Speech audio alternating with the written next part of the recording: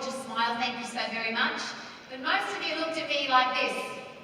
Who's this old lady and what's she doing here?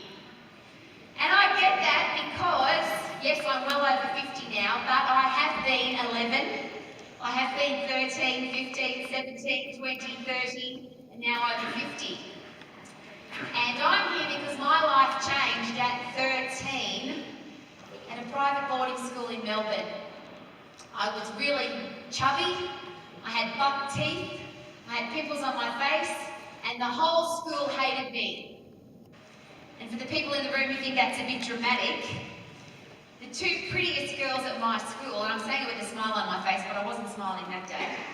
The two prettiest girls, the two most popular girls at my school, for some reason decided that they would pick on the fat girl.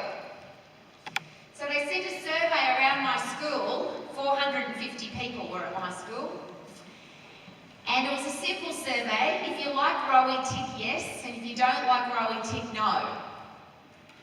And when you're the most popular girls in the school, and all the guys really like you and all the girls want to be like you, and those two girls come up to you and say, do you like Rowie? Just say no. Everyone said no. So at the end of the day, they gave me 450 pieces of paper, because obviously I'm well over 50, there was no social media, they couldn't post it on Facebook, they actually had to come to my face with these pieces of paper. And they said, Rowie, the whole school hates you. Now I don't know what blokes do when people are nasty to them, but I went home pretty upset. In fact, I walked out of school pretty much like this. However, it was the best day of my life. Because what I figured out was this: if you've ever felt like you are unimportant, people don't care about you, people don't like you, we all know that really strong, passionate, powerful, positive people would never pick on somebody that's weak. Only weak people pick on weaker people.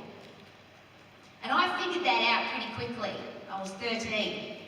And I thought to myself, if those two girls don't like me and they're picking on me, they must not be that happy. And I don't want to live my life like that. So I gave myself a physical uppercut. I looked myself in the mirror at 13 years of age.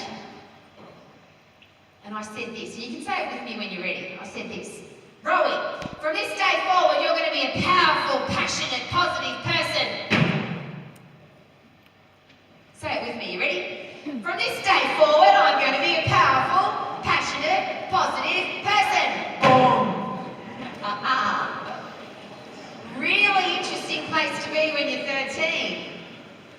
The next morning when I got up to go back to school, one of the things I did really, to me was really important. My father taught me to dress, not for who you are, for where you are, but for who you are. And I used to wear my school uniform perfectly, which is why I looked at you when you all came in this morning. I was really proud of my school uniform. But these girls used to bully me about the way I wore my school uniform. I always had shiny shoes, I always had a perfectly ironed uniform, I knew how to do a Windsor knot tie, and I loved my uniform. But they used to pick on me because of the way I wore my uniform. But this morning, I woke up as a powerful, passionate, positive person. So I dressed more immaculately than ever, and I rocked back up into school like this. How do powerful, passionate, positive people walk? Just a little bit differently. I walked straight up to those two girls, I looked them in the eye and I said, thank you very much. You've changed my life. And I'm sharing that with you because I was 13. And from that day forward, I decided forever forward, I'm going to be a happy lady and I'm going to really enjoy my life. A couple of weeks later, there was free water coming out of the sky. Now, some people call it rain. But I'm a powerful, passionate, positive person, so I called it free water coming out of the sky. We couldn't do outdoor sport. And I want you to imagine, if you've ever felt like I did, I hated sport. I was overweight and I was uncoordinated. And I hated school sport. I used to try and get out of it all the time. But this day I couldn't, because we came into a room like this and everybody had to come and do sport. And you had to get your name marked off. Well, this particular day at my private boarding school in Melbourne, These two people came into my school, and the indoor sport activity for the day was a thing called aerobics, exercise to music. Now, at my private boarding school in Melbourne, well over 45 years ago, I wasn't allowed to listen to rock music and I wasn't allowed to dance. Came in, my husband and I just watched the movie Rocket Man last night. I got suspended from my school for listening to Elton John. And these two people came into our school this day and we were doing exercise to music. So here's the fat girl with the pimples on her face and the buck teeth, and I'm doing this to music. Exercising to music. I loved it. I went home to my dad that day. He'd sent me to a private boarding school to become a lawyer. And I said to my dad, Dad, I'm not going to be a lawyer. I'm going to be an exercise instructor. My dad could speak 7 languages fluently, and he swore at me in all 7. Because your parents want the best for you, don't they? And in his mind, becoming an exercise instructor wasn't the best thing for me to be doing. But I believe in this room today, if there's not one, there's more than one of you who absolutely passionately know what you're going to do with your life. You're excited about being a doctor, a lawyer, an accountant, an engineer, a rock star, a movie star, an architect, a landscape gardener, an interior designer. You already know what you're going to do with your life, and somebody's already told you that you can't. You're too tall, too short, too fat, too skinny, too inexperienced, too young, you can't do it. Well, the reason I'm here today is I want you to remember this old lady with the funny haircut. And I'm the person that's going to tell you that you can. I was told my whole life, you can't be successful, Rowie. I want to give you some of the reasons why people told me that I was never going to be successful. Rowie, you're a girl. Women aren't successful in business. Rowie, you don't have a serious career path. Nobody's going to take you seriously as an exercise professional. That's the job you have when you're waiting to get a real job. I didn't have the support of my family, and I didn't even finish school, so I didn't have a tertiary education. But I'm going to tell you a little bit further down the line. I got a telephone call from A Current Affair. It's that television show on at night time. And they called me and said, Rowie, you're one of the richest people in Australia under the age of 40. We want to come and do a story on you. And I'm sharing that with you because when you are passionate about something, when you really know that this is what you want to do with your life, then you'll do everything possible to make sure that it happens. So I became an exercise instructor, then a gym instructor, and then a personal trainer, and then I managed health clubs around the world. And now I have an educational college that trains people to have a career that they love and not a job that they don't.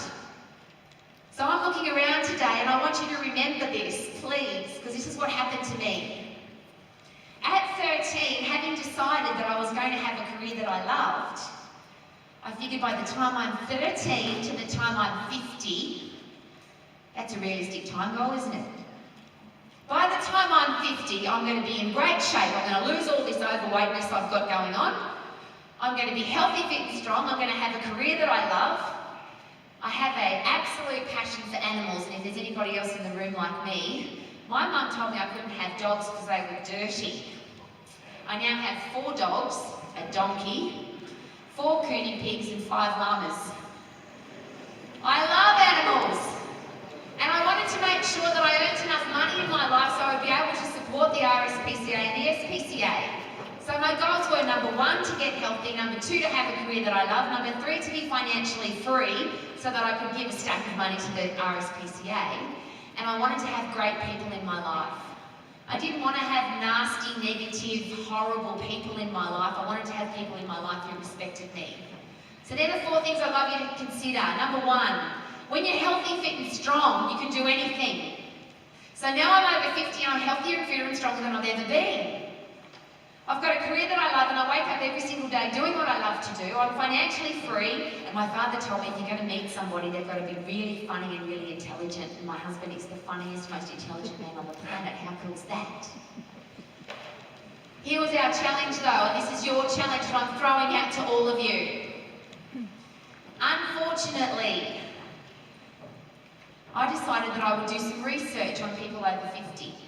I figured I don't know anything about being successful over 50, so I'm going to have a chat to some old people. And that's why I know when you saw me this morning you thought how old I was. Because when you're 11, 12, 13, 15, 17, 50's really old. So I went to some really old people and I said, you must be really healthy and fit and strong. You must have a career that you love, you must be in great shape, you must have beautiful relationships, and you must have a career path that you're really passionate about.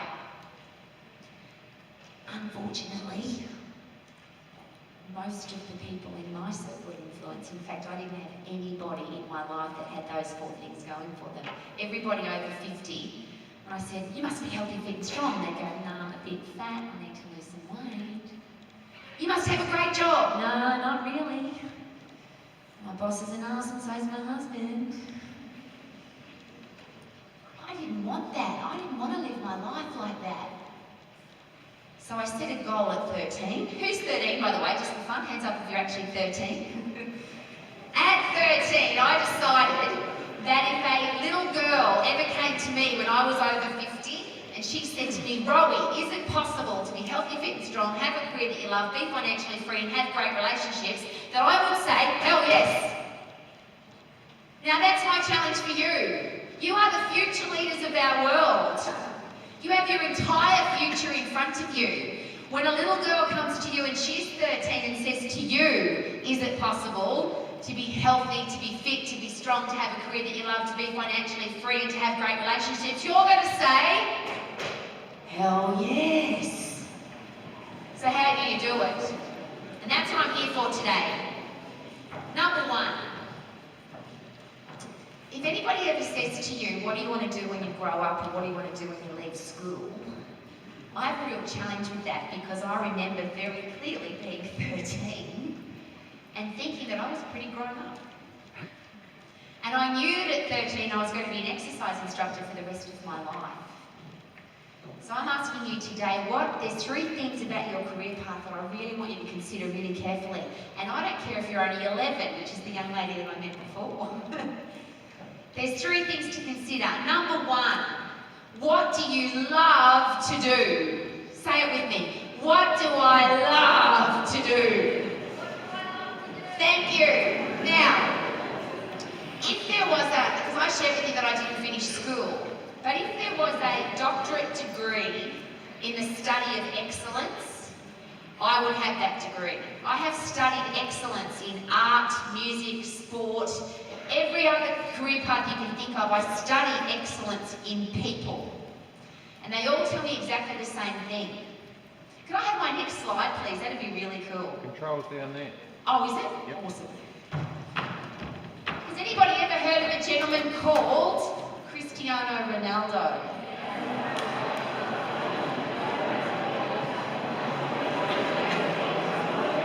He's the perfect example of this.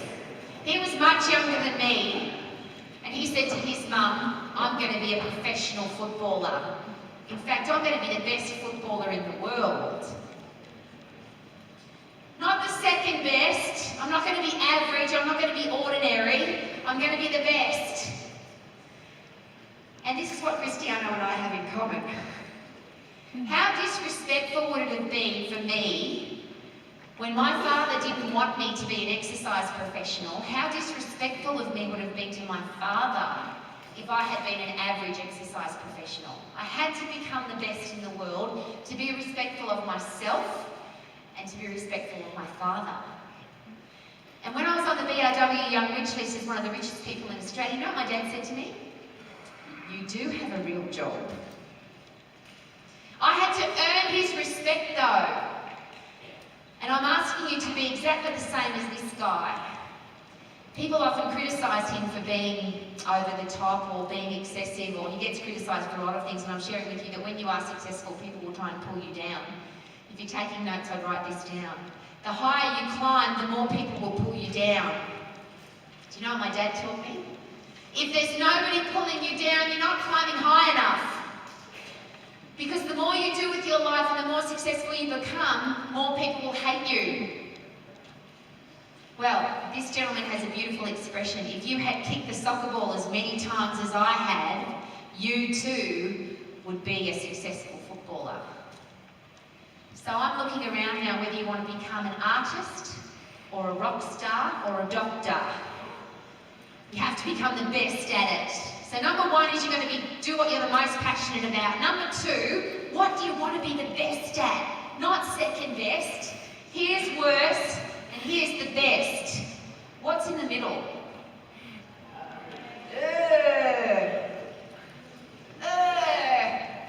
When somebody says to me, Rowie, what's your least favourite word? That's exactly what I say, average.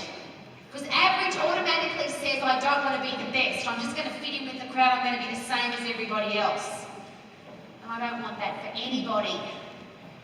Because when you demand of yourself to be the best, how hard do you train? How hard do you work? How many times do you kick the ball? How many times do you shoot the hoop? How much study do you do? When you demand of yourself to be the best. And that's what I'm asking from every single person in this room today. You are the future leader of our world. I'm asking you, number one, to do what you are the most passionate about. How's it go? I'm going to do what I love to do. How's it go? What I love to do. Number two, I'm going to do the study, the training. I'm going to have the discipline, get the education and do the ongoing training to be the very best at what I do. Number one, most passionate. Number two, the best at what I do. And number three, I want to add massive value to my world. If you want to be financially free, so you never have to be concerned about money, and if you always have money to give to your cause, mine is the RSPCA, then you have to add massive value to other people's lives. Now, the interesting thing about Cristiano, whether you like him or not, people go to watch him play. On the first day that he transferred to the team in Italy, they sold more jerseys that day than his transfer fee. Because people wanted to have a little part of somebody that was passionate about what they do. People will come to your movie, they will come to your concert, they will come to your business and they will do business with you if you add massive value to people's lives. People say to me every day, Rowie, how did you as a woman with blonde hair, without a tertiary education, become a multi-millionaire? The answer is, when you add massive value to people's lives, people want to do business with you. So how do you make all of that happen? Number one, I'm going to give you the really quick 5 steps to being healthy, fit and strong for the rest of your life. How does that sound? This is coming from a girl who was very overweight at 13 and now I'm physically fitter than I've ever been. The teachers are going, I hope she doesn't try and sell them anything. What I'm going to share with you is it's for free, it's common sense, it's easy, it doesn't cost any money and you can be healthy, fit and strong, lean and in great shape for the rest of your life. How does that sound? Number one, and I'm going to turn it into a song. You can sing with me if you want to. The first thing and most important part of being healthy, fit and strong is that you have a healthy brain. When you exercise because you want to, not because you have to, it's really easy. So when I go out to exercise, it goes like this. Be happy, be happy, be happy, be happy, and that's it. You're all waiting for, I'll be happy if and when. If you are happy when you exercise, if you're happy when you eat food, if you're happy when you're studying, if you're happy when you come to school, will you have a better day? Just say yes, Rowie. And I don't want, like I did in school, I had 2 girls that were trying to make me really unhappy. And here's what I figured really quickly. There's nothing more satisfying than when somebody's trying to hurt you and make you sad and you stick a big happy smile on your face. Those girls didn't expect me to even come back to school the next day, and I came back as a powerful, passionate, positive person. So what's the first thing you need to do to be healthy, fit, and strong for the rest of your life? Be happy when? Now! Sing with me, go. Be happy, be happy, be happy, be happy. Pretty easy. Okay, number 2. There's only 5 steps. Number 2. Ready? Drink more water till you've got clear wheeze. Drink more water till you've got clear wheeze. Drink more water till you've got clear wheeze. Some of you are looking at me and just say, did you really say that? Let's have a look at that very carefully, shall we? Brain cells, 90% fluid. Muscles, 60 to 70% fluid. If you are dehydrated, how will you feel? What What does your brain control? Everything you do. So, next time you go to the bathroom, I want you to have a look. If it's yellow, what are you going to do? Drink more water till you've got clear wheeze. Drink more water till you've got clear wheeze. Now, I'm going to share with you one of my favourite leadership stories. Woo-hoo. No one can believe that this lady's standing up there talking about pee. I was in a supermarket on the Gold Coast and this gentleman came up to me, and I didn't know him. I'd never met him before. He was a more mature guy. I was doing my grocery shopping with my happy smiling face and my trolley. He comes up to me, points at me and he goes, "You! I've got long clear wheeze because of you." This is a really interesting way to start a conversation with a complete stranger. However, I loved it because that's what I live for. I said, "Sir, tell me about that." He said, "You came to my son's school, you talked about the importance of having long clear wheeze, and at our house we have the gold star chart that you recommended. So at our house, everyone that lives there, their name's on the chart, and every time we have a long clear wee, we get a gold star." And you know what he said? "I'm winning!" This more mature father, I'm so excited I'm choking on my own excitement. He says to me, "I'm a better father, I'm a better husband, I'm a better footy coach, I'm a better accountant," because that's what he was, because I've got long clear wheeze. So what's number one? Be happy, be happy, be happy. What's number two? Drink more water till you've got clear wheeze. Drink more water till you've got clear wheeze. Ha ha! I would be very excited if you come up to me in the supermarket and start singing. That would be fantastic. Number three. You're an intelligent group of people. I need to ask you a really important question. If you put rubbish into your body, how will you perform on a day-to-day basis? I liked it, thank you. Okay, so here's the challenge. You all know how to eat effectively. If you have a high-performance machine, you've got to put high-performance fuel in it. If you have a diesel car, you can't put petrol in and vice versa. So what I'm asking you to do, if you want to have a high-performance life, and you want to have a great career path, and you want to enjoy school every day, then you need to put some real food into your body. I'm not here to preach to you about eating vegetables or eating fruit. I remember when I was 13 and overweight, here's the question that nobody asked me. "Rowie, do you poo every day?" Nobody ever asked me that, and I wish they did, because at 13, as a girl who should have been pooing every day, I wasn't, because I was always on a diet. So now at our house, we have a poo party. Because, isn't it funny, we all do it, but we all get embarrassed about talking about it. Let's ask this question. It's called poo for a reason. Should it be inside your body or out? We want it out. We absolutely want it out. But when you eat real food, the real food automatically sweeps all the junk out of your body. I was always bent over and hiding my tummy because it was always with lotion and uncomfortable. When I started eating real food and I started pooing every day, I started feeling really good about myself. Isn't that really simple? So what's the number one? We've only got 5 verses, we've already got 3. What's the first one?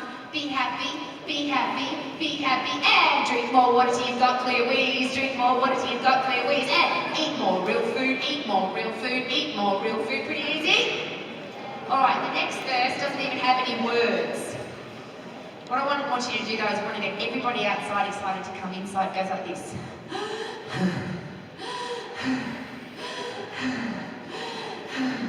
Okay. In lots of people's language, unfortunately, puffy exercise is something that most people don't want to do, because my profession, the fitness profession, has made exercise really complicated. But here's the exciting thing about the brain again. When you get puffed, you pump happy drugs through your brain. Now let's have it. The technical terminology is this. Dopamine, serotonin, endorphins, brain-derived neurotropic factor. They are brain chemicals that make you feel fantastic.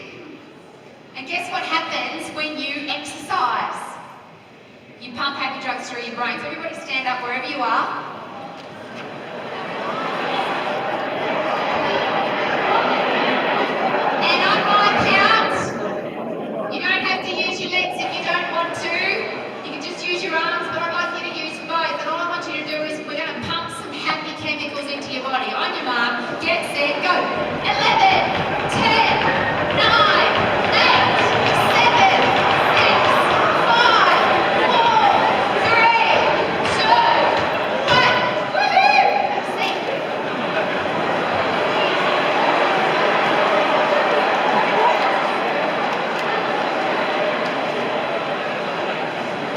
put an effort in.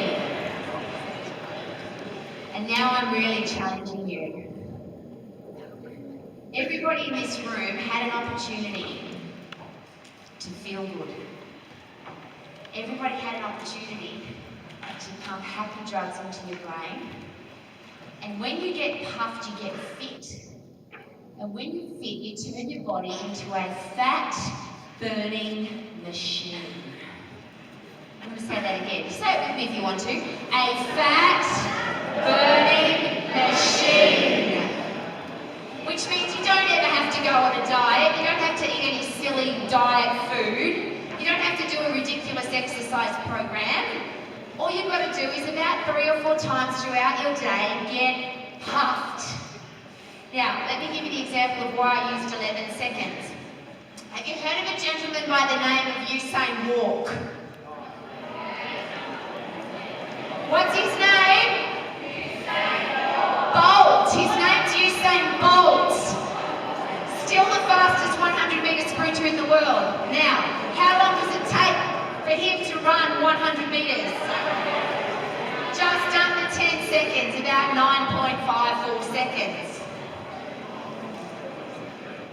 He's in great shape. Probably should be a 400-metre sprinter, but it's too long for him. He said it's too boring to run 400 metres, only want to run 100. His name's Usain Bolt, the fastest man in the world. I'm sharing that with you because I take example from excellence. I study excellence. And I used 11 seconds for us to sprint simply because most of us probably couldn't do 100 metres in 9.54 seconds. So we just went to a little bit higher to the 11. I'm asking you to get puffed 3 or 4 times throughout your day, pump happy drugs through your brain and turn your body into a fat burner. Number 5, I have a question. How many of you have had a tough time in your life? Something horrible has happened to you in your life or somebody in your family? Or somebody that you know? Probably everybody, yes? Is life going to throw tough stuff at you? Yeah. And isn't that awesome? Hang on. How would we get stronger? How would we get tougher? How would we get wiser if life was easy? Every single day to this day, I still get bullied every day.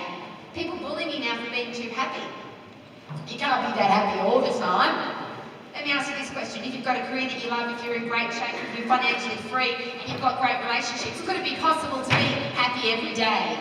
Yes. But here's the other thing that makes me really happy every day.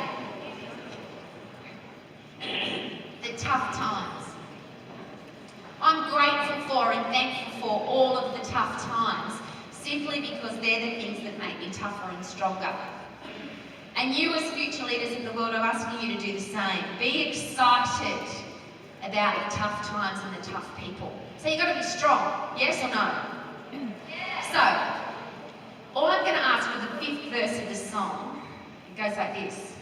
Be strong. And say it with passion. You ready? Be strong. You ready? Be strong. All right. Hang on.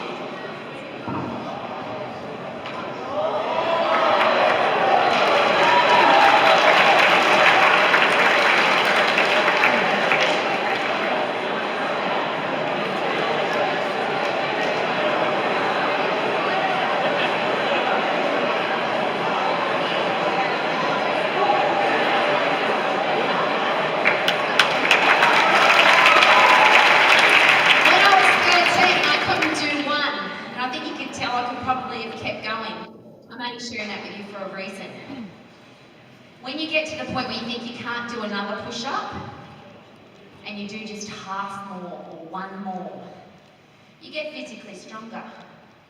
But guess what else gets stronger? You get mentally tougher. If you're out sprinting and you think that you can only do 11 seconds, but you do 12, you'll get physically fitter. You also get physically and mentally tougher and stronger. You're growing up in a world where it's tough and hard, and isn't that awesome? Because you're going to do push-ups till you can't do any more, and then you're going to do another one. Or you're going to sprint till you can't do any more, and then you're going to go another 1 second, so that you are tough and strong strong and fit. You're going to have a career that you are passionate about, not some lousy, stinking, rotten job that somebody tells you that you have to have. I want to share with you one of my coolest and most favourite stories. I watched today when you came in because I was looking for the really happy, smiley faces. I love meeting happy people. Well, I was on a train in Melbourne and there was a really happy guy, just like you, just like that. You made a comment about my hair when you came in. Yeah, that was you. Anyway, so this guy's on the train smiling like you. What's your name? Hamish. Happy Hamish. So I go up to this guy on the train and I say, "You're really happy, tell me why." I love meeting happy people. Now he was much older than you, Hamish. He was probably closer to 30, maybe 35. And he said, this is his face, you ready? "I just got into medical school." I said, "Wow, tell me about that." He was not 18, he was not 25, he was over 30. And he said, "I was told in school that I wasn't smart enough to be a doctor. But I wanted to be a doctor. I scraped into university, scraped in on an arts degree. But then I transferred into physiotherapy. Then I transferred into biomedical science. And now I've just transferred into medical school. It's taken me 8 years to get here. And it's going to take me another 8 years to become a doctor. And I don't care. Because I want to do what I'm really passionate about. If you want to be a doctor, don't you dare let anybody tell you that your marks aren't good enough. Be the most respectful person possible and prove them wrong by being the best doctor possible. But don't go to university and get some degree. And a girl said this to me last week. I said, "What are you doing at university?" She said, "I'm doing commerce and business, international business." I said, "What are you doing that for?" She said, "I don't know." I said, "Why would you get an education for the sake of education? What are you passionate about?" She said, "I just want to get one of those really expensive pieces of paper." That's a long time. Life is too short. The 3 things I'm asking you to do is, what are you the most passionate about? What do you want to be the best in the world at? And where do you want to add massive value to people's lives? And a great doctor adds massive value to people's lives. A great soccer player adds massive value to people's lives. If you've ever been to a great movie, you know that actors add massive value to our lives. Whatever it is that you're excited about doing, please don't let anybody steal your dream. And if the only thing you remember about today is the funny old lady with the weird haircut who could do push-ups, please know that I'm the living, breathing example of somebody who does what she loves. I aim to be the best in the world at it every single day, and I aim to add massive value to people's lives. And I challenge you that when a little girl who's 13 comes to you when you're over 50 and she says, "Is it possible to be healthy, fit and strong, have a career that you love, be financially free and have respect for people in your life?" You're going to say,